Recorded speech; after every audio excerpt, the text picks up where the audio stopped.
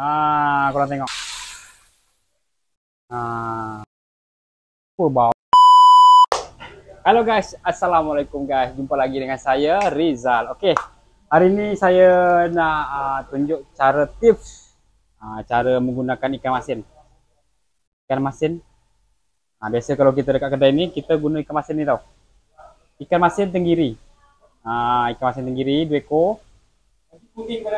Apa ni, harga dia RM3.80. Beli dekat Hikmat. Dekat pasar raya beli. Okey. Korang tak payah beli ikan masin yang dah dalam botol tu ke apa ke, tak payah, mahal.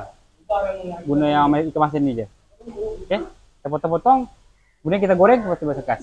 Korang tengok je video ni sampai habis. Okey. Sekarang jom kita potong. Okey. Sebelum kita nak menggoreng ikan masin ni, kita kena pastikan kena cuci dulu. Masin ni kita basuh dulu. Kemudian baru kita goreng.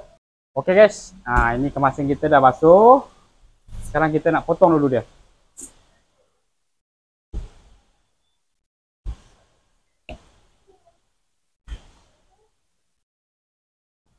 Kita potong.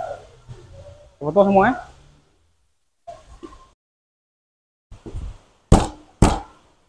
Okey. Okey, kita masuk sini. Okey. Ni setelah kita potong dekat sikit. Setelah kita potong, kemudian baru kita goreng. Kita letak tepung jagung dulu. Baru dia garing. Kemudian kita gaul. Kalau kita buat macam ni, dia lagi tahan lama tau. Boleh tahan bertahun-tahun, boleh tahan. Kita goreng, garing, kemudian baru kita simpan. Simpan dalam bekas, tutup. Memang tahan lama. Jadi bila kita nak masak kailan kemasin ke, nasi goreng kemasin ke, tinggal ambil je. Okey. Sekarang jom goreng minyak. Panaskan minyak dulu sekejap. Okey, setelah minyak kita panas baru kita masukkan ikan masin yang kita dah gaul dengan tepung jagung tadi. Tu dia.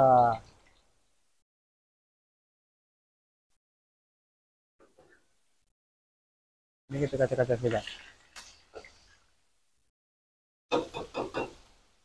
Oke guys, setelah dia garing dia akan jadi berubah macam ni. Dia tutup api.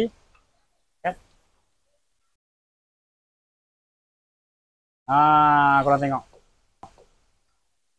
Macam ni, kemudian baru kita angkat. Nampak? Nanti kita simpan dalam bekas tau. Simpan dalam bekas, tak payah letak minyak. Dia buat macam ni sebab dia dah goreng kan. Jadi bila kita nak guna ke, nak buat kailan kemasin ke, nak buat nasi kemasin ke, tinggal ambil seketul, kemudian goreng. Macam tu, ni dia lagi tahan lama. Okey, sekarang dia mangkuk. Bau dia, satu kedai guys, bau dia kemasin.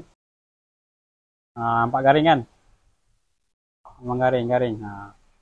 Ini lagi dia tahan lama. Janji kita simpan dalam bekas yang tertutup. Ini biasa kedai-kedai restoran besar-besar dia guna macam ni. Potong banyak-banyak ikan masin, kemudian buat macam ini.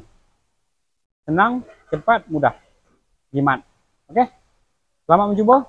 Jangan lupa follow, like, komen, subscribe. Bye bye. Assalamualaikum.